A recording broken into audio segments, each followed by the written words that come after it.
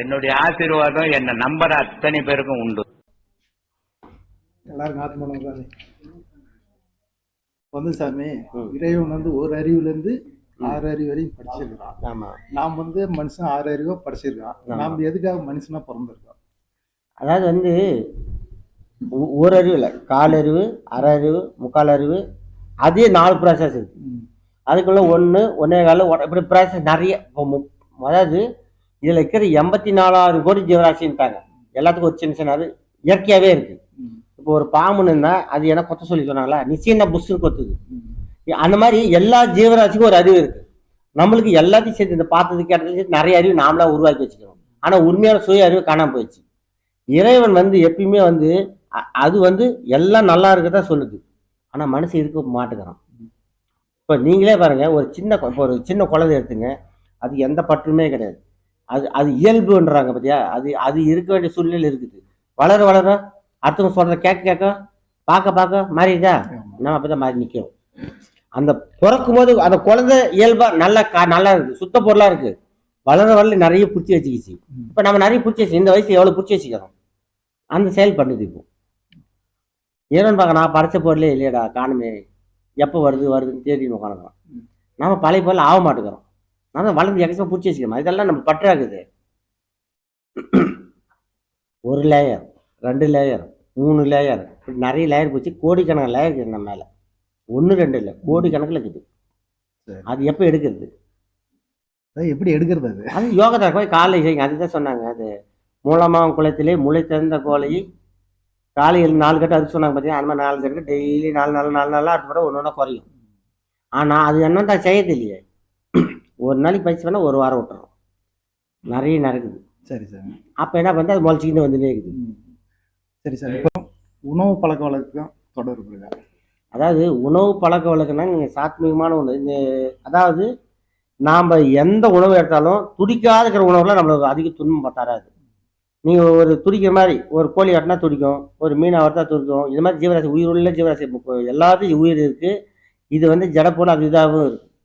இது வந்து இப்போ நடமாடுறது பூரா அசைவமாகவும் நடமாடுறதுலாம் சைவமாகவும் இருக்குது. அந்த சைவமான சாப்பாடு சாப்பிட்றது உங்கள் சாத்மீகமாக கடவுள் நோக்கி போகிறதுக்கு வழி காட்டும். இது துடிக்கிறதுல என்ன பண்ணும், அது இப்போ நம்ம கர்மா அதுக்கு கர்மாக்கள் இல்லை. அந்த கர்மா நீ எடுத்துக்கோ, எப்படி மேல்நிலைக்கு போக முடியும்? இப்போ ஒரு கோழின்னா அதுக்கு ஒரு கர்மா இருக்குது, ஒரு மீன் அதுக்கு ஒரு கர்மா இருக்குது, ஒரு ஆடுன்னா அதுக்கு ஒரு கர்மா இருக்குது. இந்த மாதிரி ஜீவராசிகளுக்கு அதுக்கு கர்மாவுக்கு தான் அது வந்துங்குது. அந்த கர்மா நீ பிடிச்சி சொன்னோன்னே உண்மையில ஏற்கனவே நிறைய கர்மா, அந்த கர்மா தூக்கி மேலே வச்சுக்கிறிய. அப்போ இவங்களை மேல்நிலை எங்கே விடும்? அது நமக்கு சேர்ந்து அது சேர்ந்துக்குது. ஒன்று அது ஒரு நேரம் நம்மளே தூக்கி வச்சுக்கிறோம். அப்போ நம்ம இந்த இதெல்லாம் தவிர்க்க அது நம்மளை விட்டு விலகும். அதுக்கு தான் மெயின். நம்ம குருநாதர் என்ன சொன்னாரு, கருத்துன்ற முதல்ல வரக்கூடாதுன்றார். மொதல் பாயிண்ட்டே நம்ம பாதியில் 3 விஷயம் இருக்குது மெயினாக. 3 விஷயத்தில் முதல்ல இருக்கிறதே கறி தான். அசைவ சாப்பாடு எந்த உயிரினத்தையும் கொண்டு தரக்கூடாது. 2வது வந்து தண்ணி அடிக்கிறதுல வந்து அது உன்னையே கெடுத்துக்குவேன். அப்போ உன்னை தேடும் போது நீ தண்ணி அடிச்சு உன்னை எப்படி தேடுவேன்? தண்ணி தேடி தான் போகணும். அப்போ தண்ணி அடிச்சுன்னா மூளை மயங்கி போடும். மூளை மயங்கிச்சுனாக்கா மைண்ட் வந்து நம்ம கண்ட்ரோலில் இருக்காது. அப்போ அதனால தான் தண்ணி அடிக்கிறத தவிர்த்து சொன்னாங்க. அதுக்கு அடுத்து வந்து 3வது ஆணாந்த பெண்ணு. ஒரு பெண்ணை தேடும் போது அந்த ஆணுடைய விந்து தான் வந்து சிவனுடைய சொத்து. சிவன் சொத்து குலநாசம் சொன்னாங்க. நீ சிவன் சொத்தெல்லாம் காலி பண்ண சிவன் எப்படி பிடிப்ப? பிடிக்க முடியாது. அதனால இது 3 வச்சாங்க. சரி சார். அதனால இந்த கண்ட்ரோலோடு இருந்தீங்கன்னா இப்போ நாம கூட உபதேசம் வாங்க. இப்போ முதல்ல எடுத்தோன்னா உபதேசம் வேணும்னு கேட்டாலும் முதல்ல சொல்லுவேன், கருத்தினக்கூடாது, தண்ணி அடிக்கூடாது, பொம்மன் சவாய் செய்யக்கூடாது, உபதேசம் தரேன். இல்லை தர எங்கே கொடுத்தாலும் வாங்கிட்டு வண்டியாது.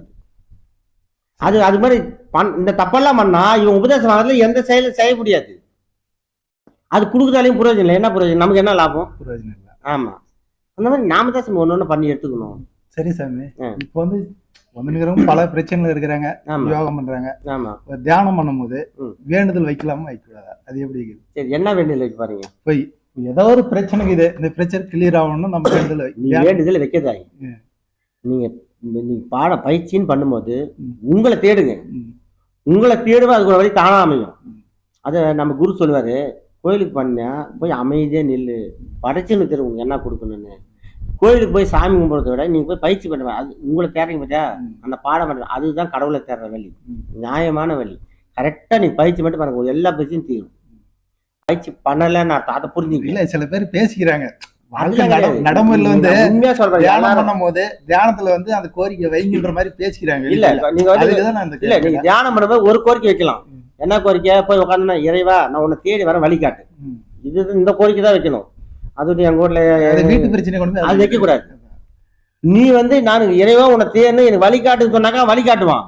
எனக்கு சொத்தை கொடு, என் கடனை கழிச்சு கொடு, என் பிள்ளை கல்யாணம், என் பிள்ளைக்கு புள்ள பெற்று கொடு, அதுன்னு இது அவன் வேலையை அவங்ககிட்ட செய்யறதுக்கு இல்ல, நாம தான் செய்யறோம். அந்த மாதிரி கோரிக்கைன்றது வந்து இவங்க வந்து இதெல்லாம் கோரிக்கைன்னு இவங்க வச்சு அது நம்ம தேவையே இல்லை.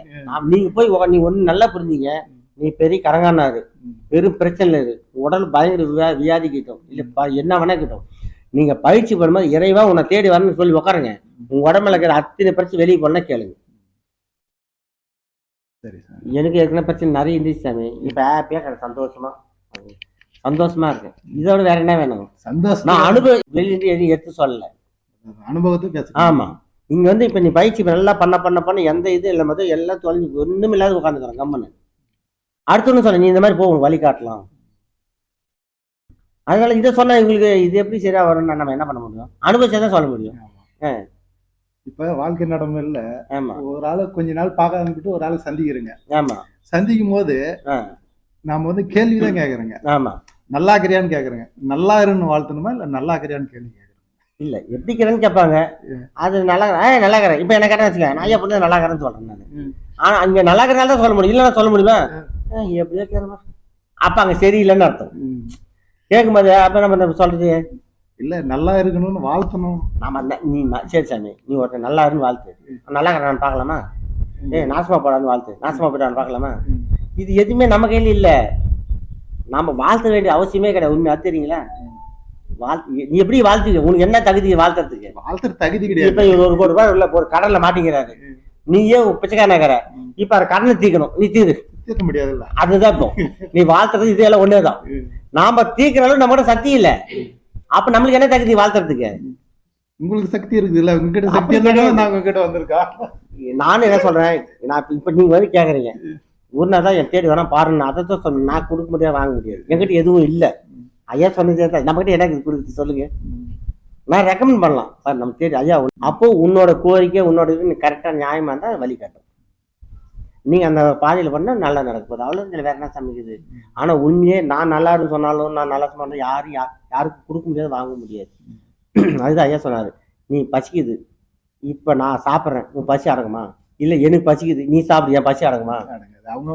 அதே போலதான் ஒருத்தர் வாழ்றதும் கெட்டு போறதும் அவனுடைய செயல் தான். இது அடுத்த கொடுக்க முடியாது, எடுக்க முடியாது. என்னன்னா உங்கள்கிட்ட பாவம் நிறையன்னா அடுத்தவங்க கொடுக்கலாம், உங்கள்கிட்ட புண்ணியம் நிறையன்னா அடுத்தவங்க கொடுக்கலாம். எப்படின்னா தான தர்மமா கொடுத்தீங்கன்னா அதை வாங்குறான் பத்தியா, அப்போ உன்னுடைய பாவங்கள் வந்து அந்த பண வழியாவோ எது பொருள் வழியாவோ அவனுக்கு போய் சேரும். அப்போ உங்க உடம்பு கொஞ்சம் ஃப்ரீ ஆகும். இப்போ கூட நிறைய மூட்டை இருக்குது, ஒரு 10 கிலோ மூட்டை காசு வச்சுங்கன்னு வச்சுங்க, ஒண்ணு கொடுத்தா குறையுமா சேருமா? இல்ல சாமி, இப்ப தர்மம் பண்ணா பாவம் குறையுதுன்னு சொல்றாங்க. தர்மம் பண்றது வந்து எப்படி தர்மம் பண்ணோம்? இப்ப தர்மம் பண்றேன்னு சொல்லிட்டு ஏதோ ஒரு விசேஷத்துக்கு சொந்த மந்தெல்லாம் கொண்டாந்து போட்டு அன்னதானம் பண்றாங்க. அது தர்மமா? அது எப்படி? நீங்க வந்து உண்மையா சொல்லப்போனா அன்னதானம் சொந்த பாடல கூப்பிட்டு அன்னதானம் பண்ணா அது விருந்து சாமி. அது அன்னதானம் கிடையாது. அன்னதானம் சொல்லி தானே கும்பிடுறாங்க. சும்மா அது அன்னதானம் பண்றது எப்படி பண்ணணும்? அண்ணனா இப்ப இவர் யாருன்னே தெரியாது, பசியில் இருக்கிறாரு, சாப்பாடு இன்னைக்கு சோறு செஞ்சுக்கிறாங்க, இது இவங்களுக்கு போட்டு செஞ்சு வச்சிச்சு. ஆனா இது கூட ஒரு சொல்லணும், இது கூட விட்டுருங்க. நம்ம எங்கனோ போற ஒருத்த பசியில் இருக்கிற சொந்த பேராம கூத்து வரணும், அதுக்குதான் பவர் அதிகம். இதெல்லாம் கூட கிடையாது. யார் என்னன்னு தெரியாம நாம் எது பண்றோம் பாரு, அதுதான் உண்மையா நான் தான தர்மம், உண்மையா புண்ணிய செயலா. அதுவும் வந்து புண்ணியம் சேர்த்து கொடுத்தா புண்ணியம் போய் அங்கேயே இல்லையா, இடிஞ்சு தூக்கி போட்டு வந்துடணும். கொடுத்தோம் அன்னதானம் பண்றாங்கன்னா ஏதோ ஒரு எதிர்பார்ப்போட தான் பண்ற மாதிரி, அதுக்கு பலனே இல்ல. அன்னதானம் சரி ஒரு சொல்றேன், நல்லா தானம் பண்ணணும்னு சொல்றாங்க. சரி சாமி. இல்ல சாமி வந்து அது வந்து எதனா ஒரு எதிர்பார்ப்போட பண்றாங்களா? அந்த இதுக்கு எதிர்பார்ப்போட பண்ணாங்கன்னா அது பலன் இல்லை, வேஸ்ட். நான் இப்போ அது எந்த வேணா கிட்டோம், இதுன்னு இல்லை, எந்த இன்னைக்கு நம்ம செய்யணும் சாப்பிட்டு வேற ஏதோ ஒரு 10 நிமிஷம் சாமி. இப்ப நான் கூட வந்து ஒன்று சொல்றேன், இப்போ நான் ஏதோ ஒரு காரணத்தை வச்சு நான் ஒரு பண்றேன்னா அது கண்டிப்பா பலன்லாம் கிடையாது. செய்யணும், செஞ்சுட்டு போயிடணும். இது எனக்கு செஞ்சா புண்ணியம் வரும், இது எனக்கு செஞ்சா பாவம் நினைச்சா அது வராது. எதிர்பார்க்க செஞ்சிருப்பேன்.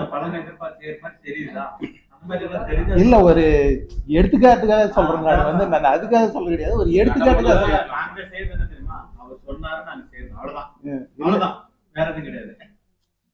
பலனை எதிர்பார்த்து செய்யற அத்தனை செயல் வேஸ்ட் சார். பலனை எதிர்பார்க்காம அதுக்கு தான் சொன்னாங்க, பலனை எதிர்பார்க்காத கடமையை செய்யினாங்க. எந்த செயலா இருந்தாலும் ஒரு எதிர்பார்த்து செய்ய அது வேஸ்ட் தான். நம்ம இது செஞ்சோம் தூக்கி போட்டு போடணும். இன்னைக்கு என்கிட்ட காசு கட்டி செய்யறேன், என்கிட்ட காசு இல்லை, ஏன்னா கடன் வாங்கி. இப்ப குருநாதர் அப்படிதான் செஞ்சாரு. ஆரம்ப காலத்துல வந்து அவர் உழைப்பெல்லாம் தான தர்மம் தான் பண்ணாரு, கடன் வாங்கி பண்ணாரு. இன்னைக்கு யாரும் செய்ய முடியுமா? ஆக மொத்தத்துல வந்து அப்போ வந்து அவர் வந்து கடனை வாங்கி போடும்போது எனக்கு புண்ணியம் வர கடன் வாங்கி போடலையே, ஒரு செயல் செய்யணும் கடன் வாங்கி பண்ணலையே. தான் உழைக்கும் போட்டாரு, மற்ற போட்டாரு, அதுவும் பசியா இருக்கணும். ஏன்னா ஏற்கனவே பசியில இருந்து துன்பப்பட்டதால செஞ்சாரு.